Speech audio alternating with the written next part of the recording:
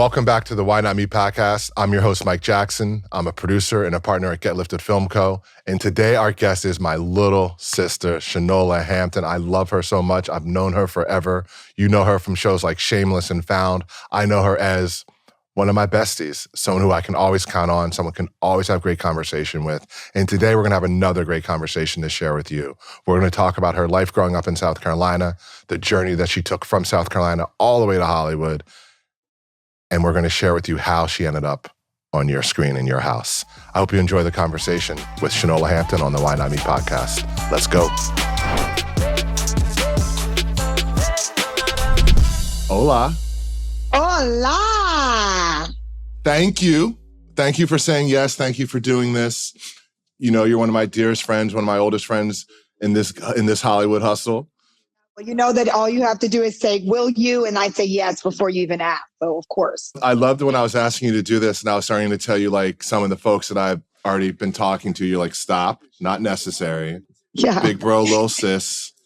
Just pick up just ask, which I love. And you know, you need real friends in this business. You need people to actually know your struggles, know your journey, know where you've been, where you're trying to go, and they understand it.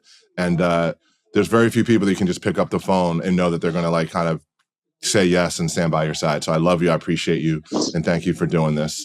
Yeah, we've been got a long time on this journey. You knew me way before. And we're going to get into that. But first, again, Shanola Hampton is my guest. Most of you know her from her incredible role as Veronica Fisher on Shameless. And you may be watching her now. If you're not, you better start watching her as Gabby Mosley on Found. She is crushing it. She is number one on the call sheet now. She's earned it. And I'm really happy to have you here on our podcast, Why Not Me? You know, real quick, Why Not Me is really about folks that are on their journey and giving story and texture to that journey so that we can kind of, you know, I don't want to say create a blueprint, but just share like how you went from a girl in South Carolina to number one on the call sheet on a broadcast series on NBC and what that journey's like. So let's jump in. Tell me a little bit about being raised in Charleston, South Carolina, with your daddy who's a pastor and your mom, and tell me about your family. Just tell me about Charleston and your family life real quick. All right. Well, it always says Charleston on there, but I'm actually from an even smaller town called Summerville, South Carolina, which is not the same as Charleston, but very, very close. Most people don't know where Summerville is, even though we've expanded a lot now. So is it a suburb of Charleston? Is it like that's exactly right. 20-minute drive in? That's right. Not even 20. Yes, out of Charleston. But I have to give props to my hometown, which is Summerville. South Carolina. Respect. That's it. Respect. And so I went to Summerville High. I was a cheerleader. I was the captain. I was the only person of color on the cheer team. I believe that. And so it was, you know, growing up Southern is the best for me because there's nothing like Southern hospitality. It's been really weird for me to be in LA because people call their children call adults by their first name, which is weird. I grew up, we say yes, ma'am, no, ma'am, and everybody is Mr. and Mrs. And if you're close, is auntie and uncle. Yep. So it's just a different upbringing than what it's been like being. But is that a here. Southern thing or is that a Black thing? I think it's a combination of both. Because I got mad aunties and uncles that ain't sharing no bloodlines with me. Yeah, that's really true. I only know of being Southern and Black, so I don't know where the line gets blurred, but I know I'm raising my kids as I was raised. They say yes, ma'am, they say no, ma'am, and they call Mr., Mrs., auntie, uncle. So it was so funny trying to, with my wife being a white woman from Canada and explaining to her like Aunt Florence, aunt this, uncle this. She's like, oh, is that your mom's younger sister? I'm like, no, we're not related. No. Don't get it twisted. No. And then the cousins that are the auntie. It's a thing. It's what we do. Amen.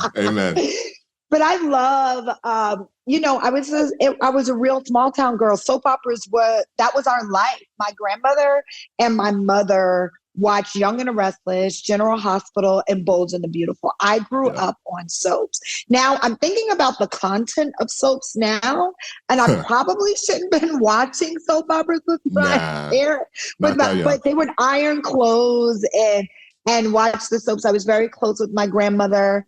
who just recently passed away at 93, and my mother, and my dad, who's a bishop.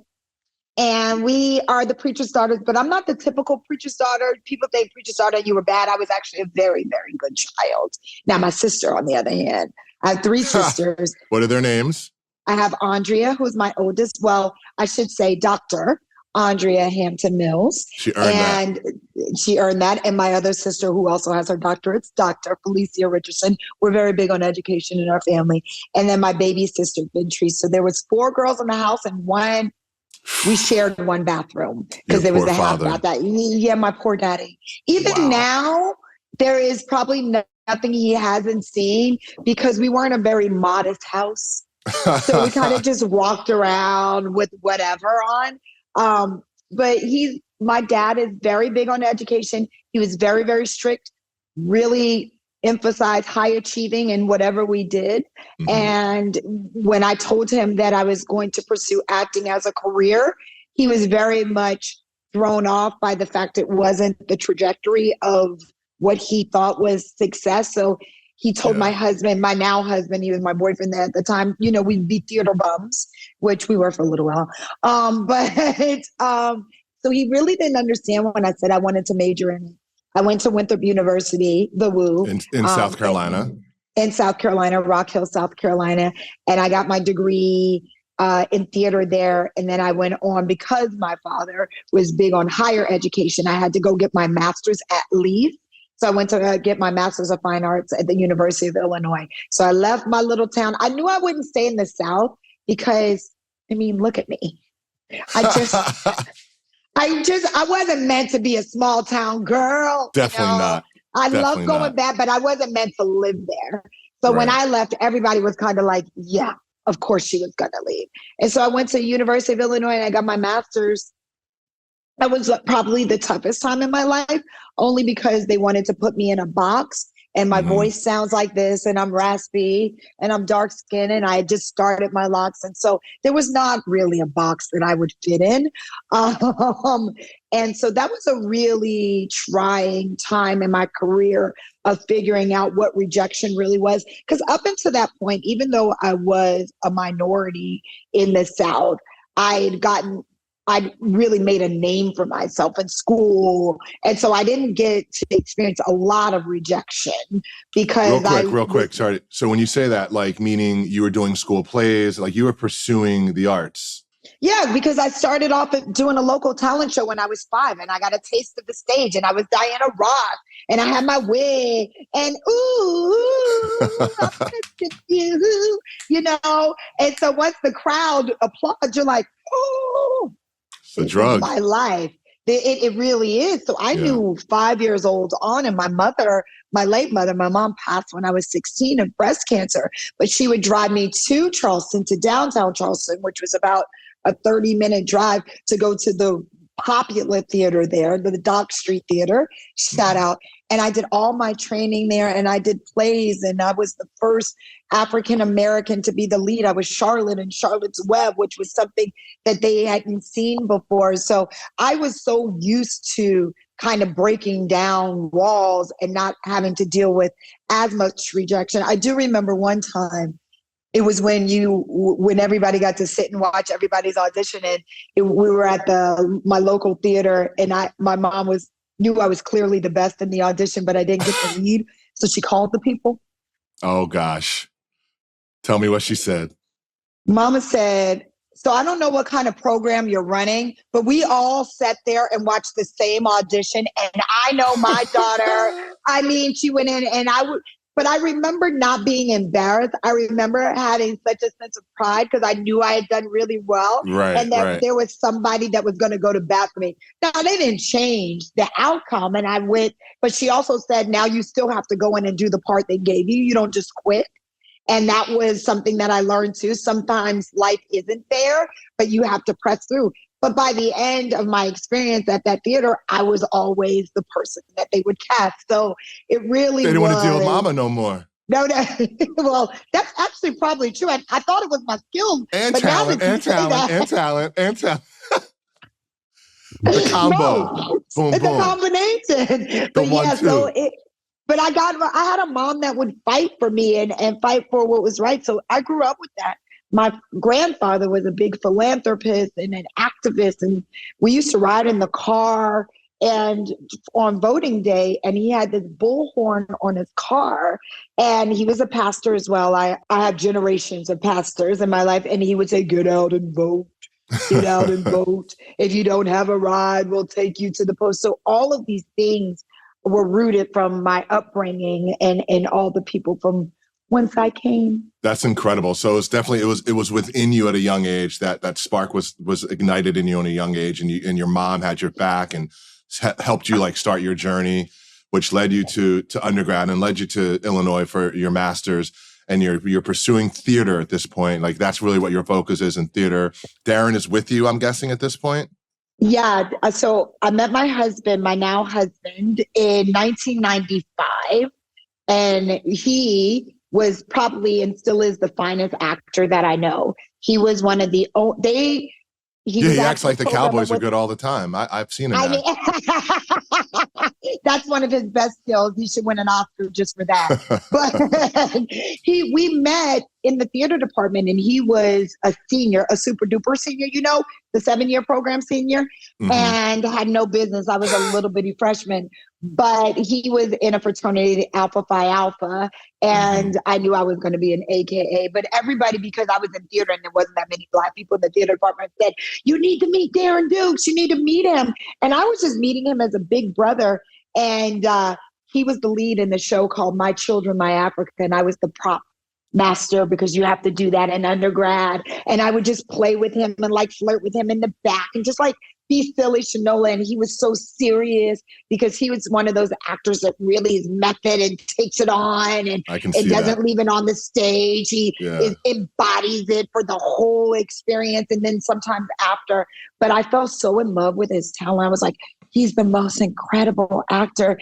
And the faculty would do shows based on what he wanted to do. And I was like, oh my gosh, he's so upper level. And everybody would come and see him. And so he was with me on the journey from 1995 to 2023. Wow. So he's been through, 24. We had 20. Oh my gosh, we're in 2024, Mike. Yep, we still here doing it. 30 years then. Dude. Oh, yeah. Been some time.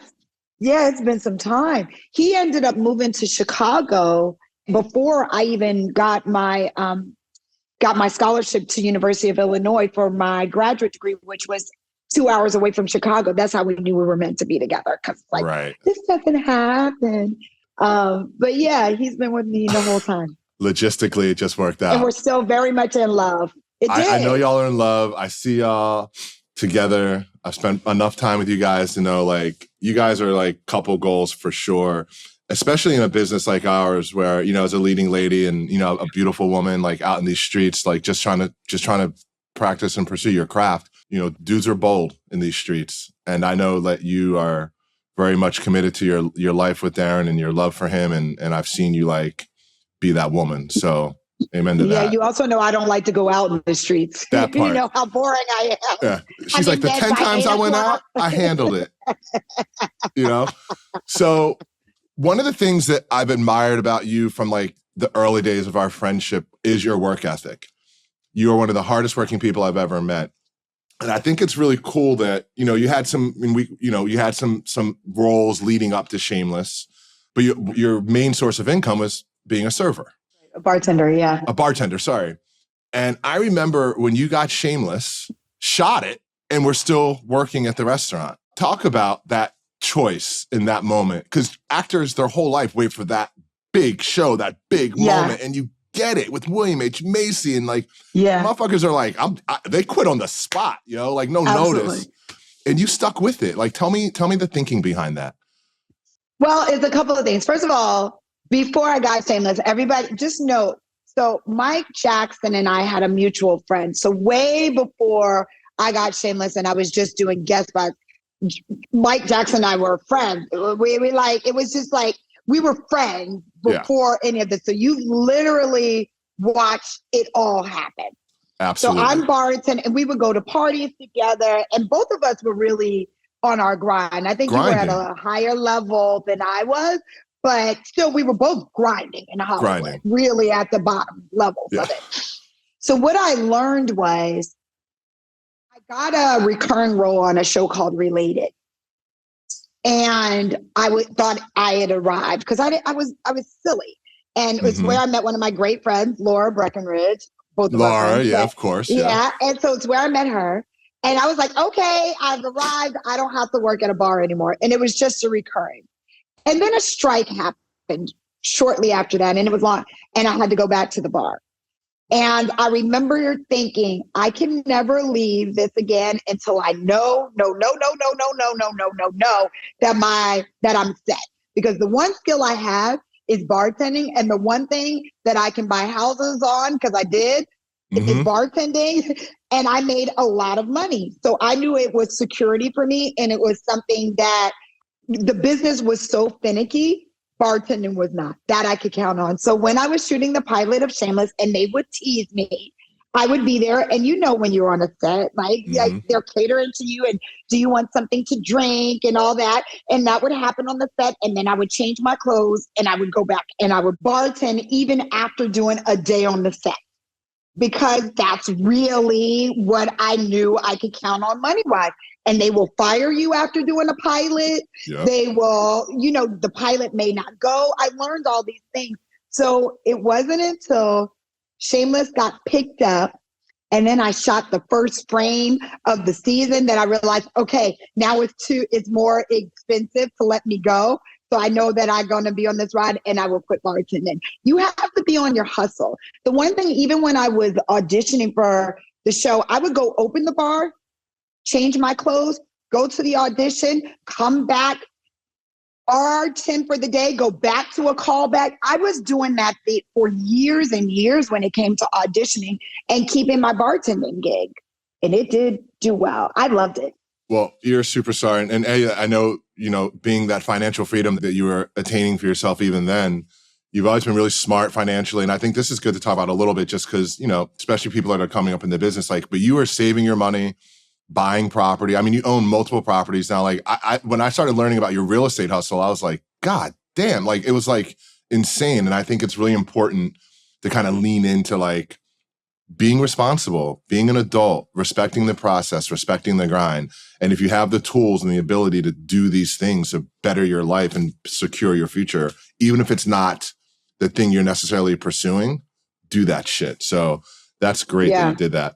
So, okay. And my dad was very big on trying to teach, especially in our community, what investments that are good. And he said, you can never go wrong with land. So I really learned that from him. And we have a lot of property in South Carolina as a family, because that was one of the big things is you want to secure land because it holds its value. Yeah. Financial literacy is something that a lot of people in our community don't really understand. And myself included, early days, I had no clue what the fuck I was doing, but you start making a little bit of bread, you got to figure that shit out. So you have kids. you got to get that business manager, get them people around you and get it right. But now you're on Shameless, William H. Macy, and I just want to stay on Shameless for a while because as your big bro, I know the human beings on that show and the impact that they have still in your life. Talk to me about that experience with those humans and how you're carrying those relationships forward. I can and will talk about Shameless forever. First of all, John Wells and for John Levy, I think casting directors don't get enough credit in this business, to a network that didn't have a lot of diversity.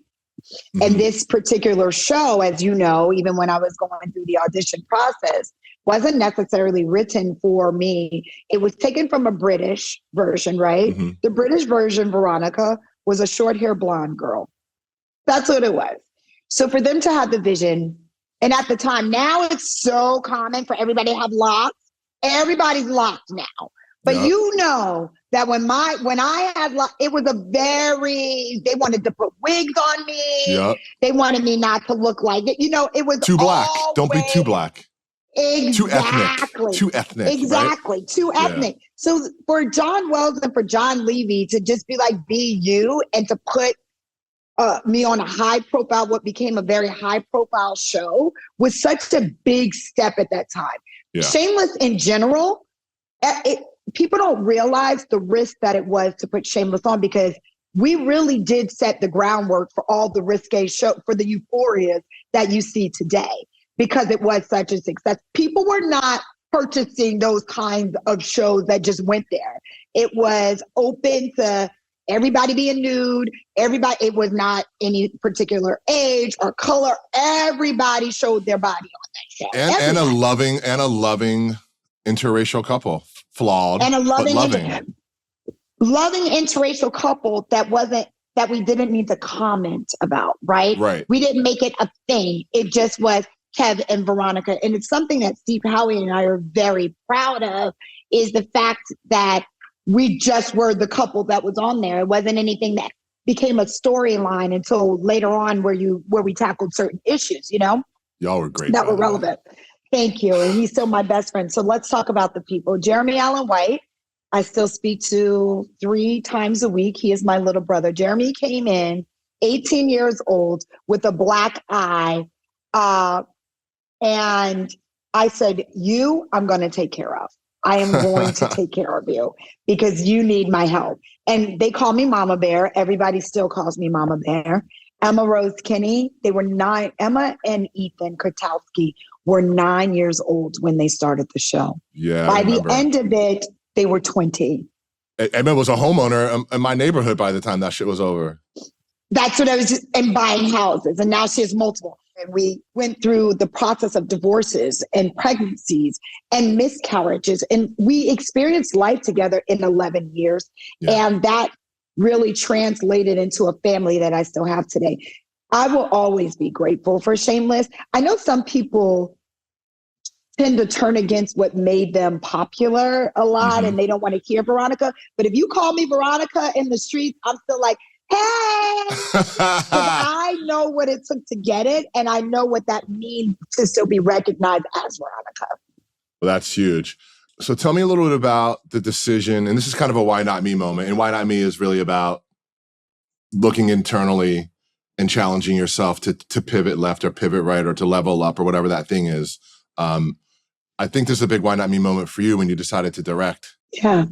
So talk to me about like that desire to direct episodes of Shameless and if there's future plans in that lane of directing. Yeah. So I was number 8 on the call sheet for Shameless. You had all the kids, you had Bill, you have Emmy, you have the kids, then you have Kev and Veronica. Steve would be above me because he had done Reeves. So I was number 8. So generally speaking, if you're going to go into directing, people think it would be norm. It would be like Bill and Emmy would be a given. Shameless allowed me to have all my babies on the show. So I didn't have, that was done. Once I finished what I wanted to accomplish in my personal life, I realized there was more that I wanted to achieve as an artist. I knew producing wise that I would want to do projects after that. When you have a platform and you have such a gift to do a show for so long, it is your time to set up your next steps. What does that look like? It looks like you're working with one of the greatest, John Wells. You must take and learn whatever you can from him, right? Amen. It would be silly for you not to take that opportunity. So don't look at being number 8 on the call sheet. Look at what your goals are. Once I had my son, I said, what do I want to do? I got a call from a writer, Mike O'Malley, who was like, are you directing yet? Because everybody knows me on the set as like the unpaid producer and the moving around and then keeping the energy, but also seeing things and making directors feel comfortable and then also giving them the eye when I'm like, not with that one, And so everybody knows me as Mama Bear. So I was already doing the job, but it never dawned on me about directing. I was like, no, what do you mean? I'm not directing. And he's like, oh, and it planted the seed. And that's all that needed to happen. I went and I sat in John Wells' office. I said, John, I want to direct. I think that is something, I think I have a story to tell through my lens, and I would be a fool not to learn from you. John is always hesitant when actors say they want to direct, because the tendency is for it to be some sort of label to hyphenate yourself. Some vanity shit. For hyphenating. I said, yeah. I said, you know me as an actor. You don't know me as a student. My daddy, this circles back, instilled in us the learning and to educate ourselves. I had a plan.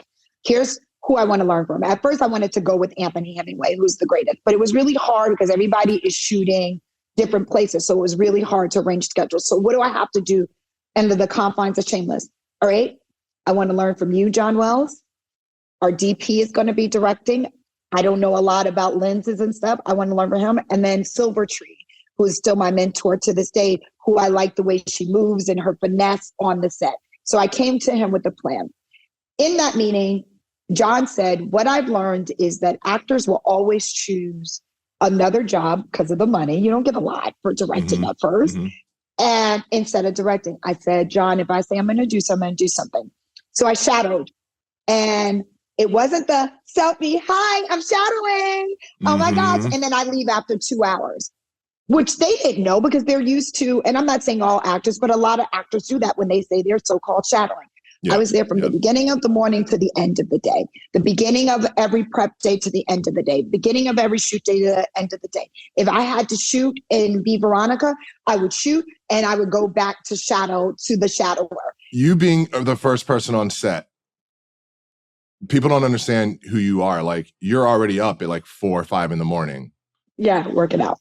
Yeah. So like to show up at 7 is like just easy peasy for you. Yeah. Yeah, no, that it is because I wake up. So during my Shameless days, I would wake up at 4 o'clock. I go work out. I go to the set. I shoot my day, come back. I always start my mornings with a workout because if not, I just feel like it doesn't get done. And my philosophy on working out is this is my temple of my body of what I have and also for what I do for work. If I don't get it done in the morning, I feel like I haven't accomplished the day. So that's why and even now I wake up early before I take kids to school to work out. But anyway, so once John saw that, and once I was shadowing him and he would ask questions and he realized that I had the answers, not only did I have the answers, because as a shadower, you don't want to be a know-it-all, but you do want to show that you, and I would say, and I would be able to problem solve, he saw it. And once he saw it, John doesn't give you opportunities. You have to earn them. That's the one thing that you got to know about John Wells. He didn't become one of the greatest for no reason. So John Wells was like, she's ready. And then I earned shooting an episode, directing an episode in our final season of Shameless. John, to this day, will send me emails and he will say, why are you not directing? Are you directing? Are you directing? And so now I'm producing on Found, #1 on Found. All of this was because I set up, while I was on Shameless, what my goals were. I never want to be just an actor for hire again. Right. You've earned it. I never wanted to do that again. No, I'm not going to do that. Yes, I was #8, but by the time I left out of 11 years, I was directing. I was it was a rise. I have a mentor that is John Wells because I set that goal. So then when I left and I signed an overall deal with NBC Uni, even really before I was done with Shameless, because they saw that I was already making these steps and they asked what I want to do. I said, I never want to be just an actor for hire again. I know what I bring to the set as a producer, because I'm an on-the-ground producer, and that's not just a hyphen. And I know that I want to direct because it lit such a fire in me. And so any project that they would present to me, if it wasn't in the vein of, the producers don't want to have another producer on or whatever the case may be, that wasn't the project for me. Right. That was because I knew what my goals were. Never just be an actor for hire again. And now, here we are. Then Found comes. I mean, now in between all of that, you get a little dud and some things that didn't go, but really not that many. We don't, let's live in the glory right now. But then Found comes, and tell me how that happened. Tell me how Found became your next gig. Well, it's funny because it goes great with the directing. I met Nkeji Carroll, who is Beast Mode. She is in her light right now. It's so well deserved. She's one of the greatest showrunners that I've worked with because she leads with love. She does All American Homecoming and Found. So she's got 3 shows that are on the air right now. That's crazy. I met with her because Kelly Williams, who switched from acting to directing, she and I had a general meeting just talking about how hard it was to get the next job, right? To get people to believe in you, like John Wells did, because he got to experience me. It's really it's a different hustle. I wasn't hustling anymore as an actor. Those projects are coming to me in droves, and I'm saying no, But as a director, I'm like, please, please, please hire me. And so she said, you should meet with NK. I sit down and meet with NK. I'm doing kind of what I'm talking about now, going over my journey of why I'm a director and the fire that was lit under me. I didn't know then what I know now, which is she's texting her producers saying, I found my Gabby. Now, mind you, I was doing this meeting as a director. Yeah. By the end of the meeting. That's God. Nothing but God. Yeah. Nothing but God. Because at the end of me, she goes, great. So are you still acting? I said, yes, I have to pay for this. You know what I mean? Yes, I am. Yes, I am. And she said, okay. And she gave me the rundown of Found. And I will tell you that I was like, oh my gosh, it sounds so good. And then she got the script to me. I still had my overall deal at NBC. And she was getting the script through. I mean, I was like, that hasn't come across my desk yet. She was like, oh, we're still figuring out the deal, whatever was going on. So she got it to me in my email before they did. I read it. I get to the end where Sir's in the basement and I see the twist on this. And I say, that's the part I have to play. And that is how I got it. Fast forward, Kelly Williams then steps from being behind the camera. She's like, I have to play Margaret. So all of these things happen just from general meetings that we do, right? And now we're all on this #1 show called Found. It's insane. That's incredible. And I'm directing this season. You're that chick now. You know what I mean? Like, it's tough though. A lot of things people don't talk about with these really great gigs is you have to live in Atlanta for 8 months. Oh, geez. Right? Yeah, so they don't talk about that. They don't talk about, you're Kai and Darren. It's like you got 3 people at the crib back in California that need a wife and a mom, and you have to go out into the world and do this gig. Tell me a little bit about leaving your family to go live your dream. So one of the things, and you'll know this because you've seen some of the when we speak to our kids, just like we don't speak to them like they're kids. So any sort of decisions when it comes to mom's career is a family decision when it takes me away. It has to be, because the one thing that I don't want to ever do is make my kids feel like I didn't include them in the process. Yeah. So there's 2 things that I did. One was I fought like hell to get the show moved to LA because of my family. And I let them listen in to the conversations that I was having so they could see that I was fighting to move it. And I met with Susan Rovner and Channing and everybody to say, is there any way to move it?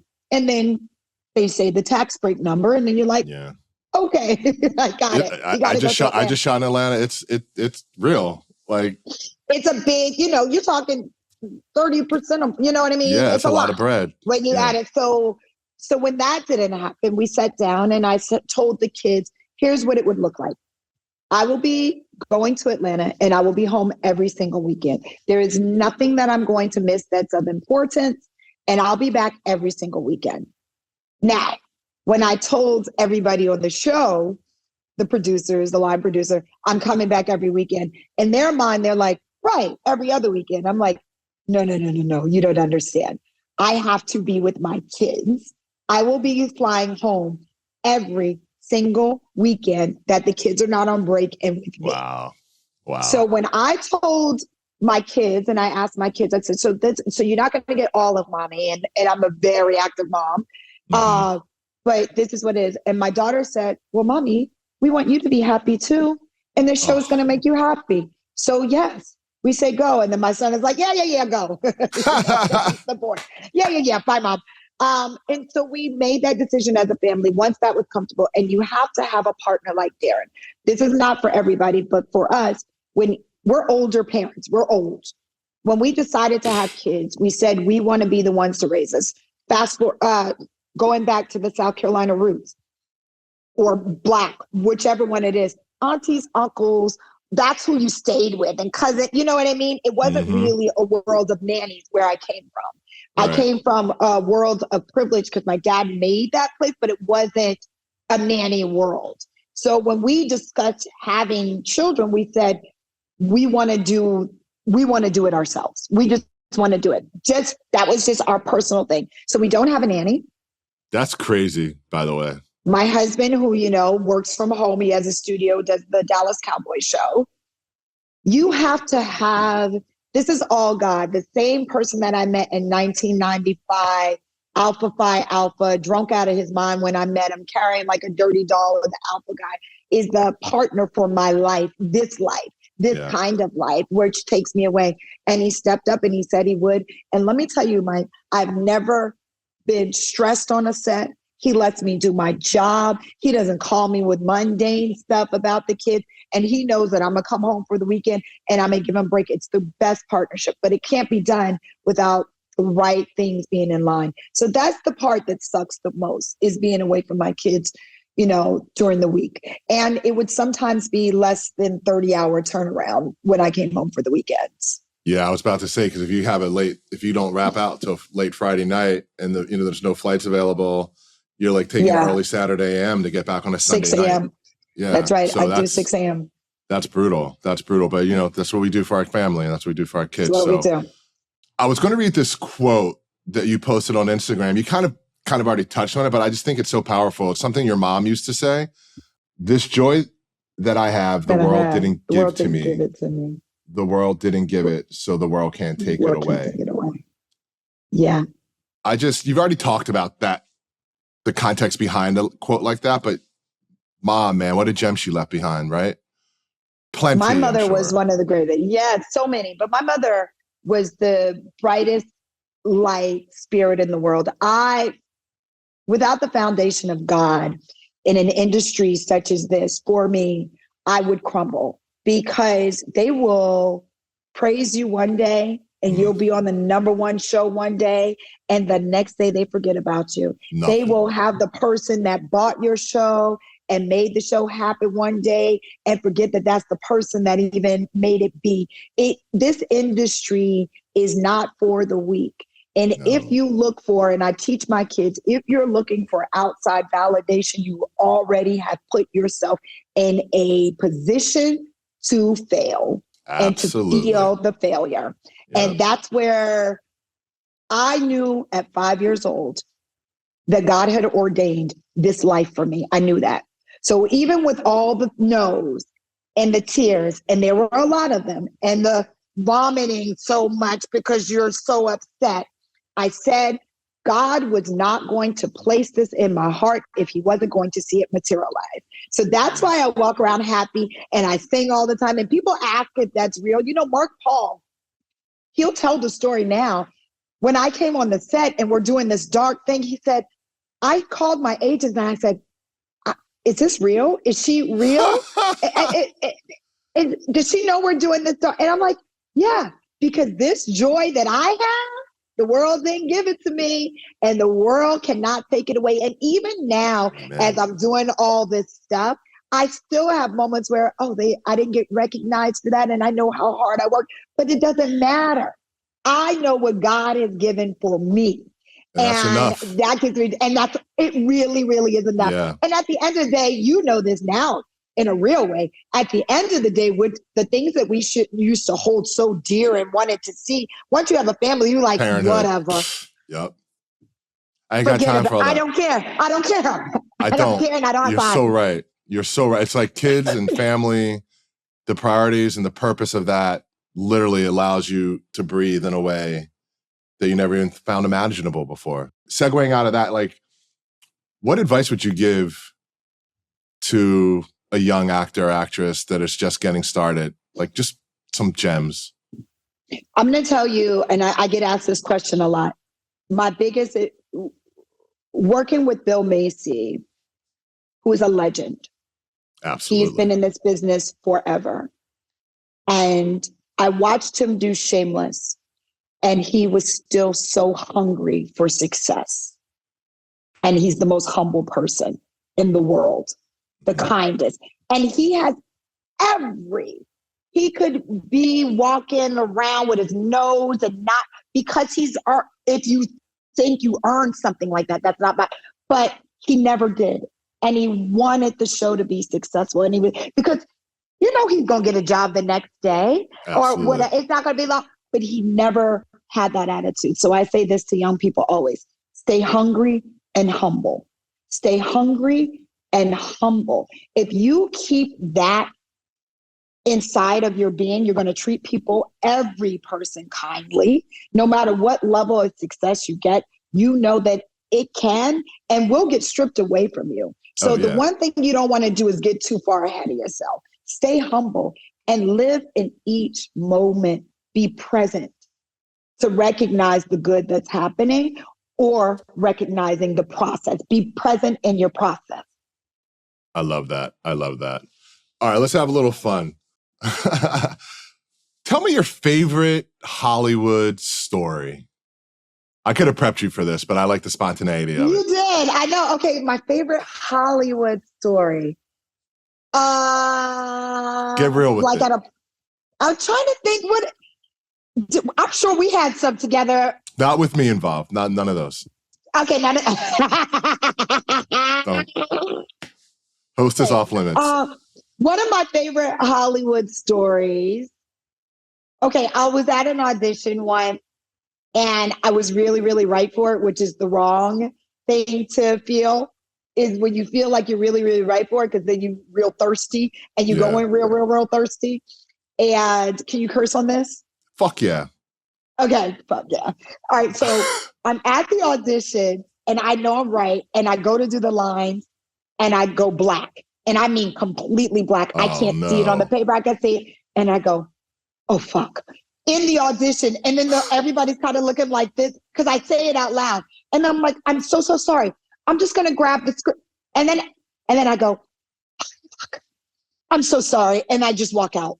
And it was over. And I can't even remember what it was, but it meant so much on that day.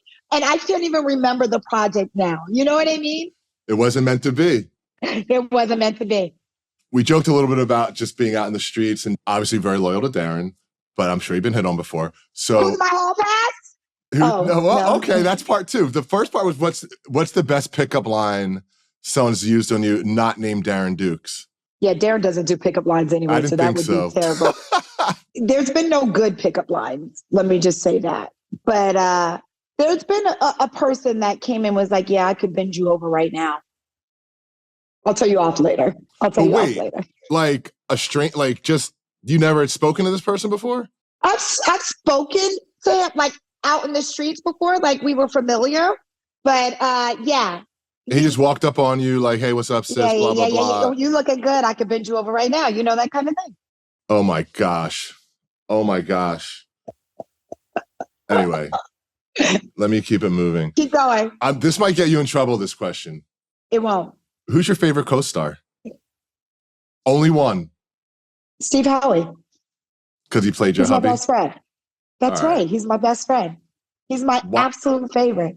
What about Steve and that relationship made him your favorite co-star? Steve protected me, made me laugh, was honest in his work. There is no greater partner than one you feel safe with. Amen. And Steve was a cozy Netflix and chill blanket for me. I like that. I like that framing. What album are you listening to right now?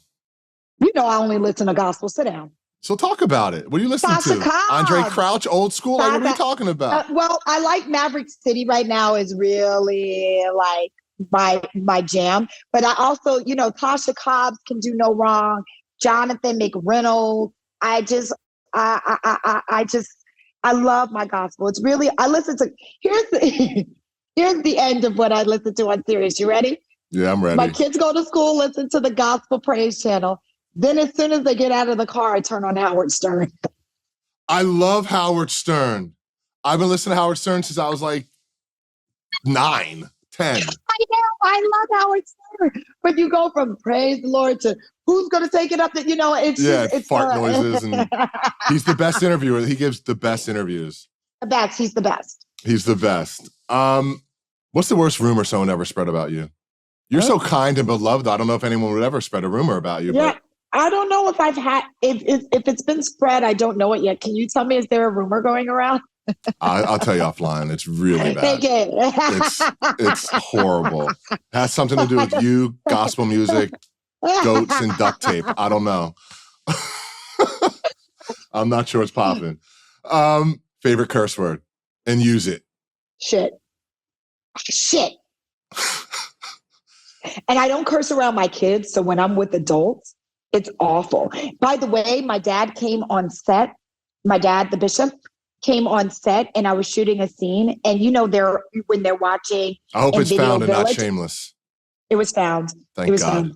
He didn't come doing a sex scene. That'd be weird. Hope not.